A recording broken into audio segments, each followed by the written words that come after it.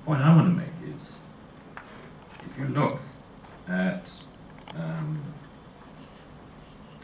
all of these forums, documents, writings, pronouncements, speeches, and so on, there's no mention of whether food insecurity leads to migration, whether migration enhances food security, and what the implications of migration are for the food security of migrants. Indeed, food and food security are hardly ever mentioned at all. Thinking about this recently, I went through all of the key documents, UNDP, Development Report, Global Commission Report, UN High-Level Dialogue Statements, and so on.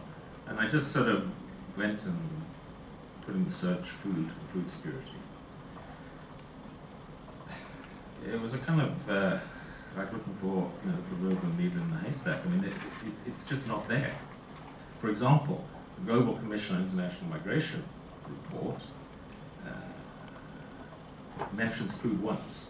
So in this long report, food is mentioned once. And it's mentioned in connection with some multicultural event in the city of Vancouver. That's it. It's the only mention of food in this particular report.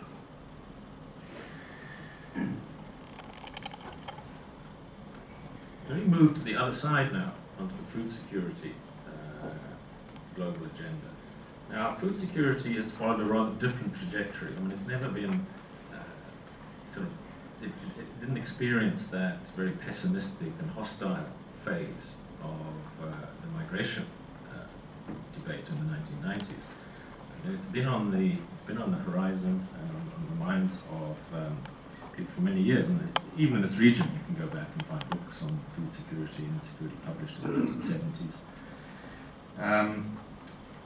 But I would say that you know, obviously since the 1980s, it's become if not the major item on the global development agenda.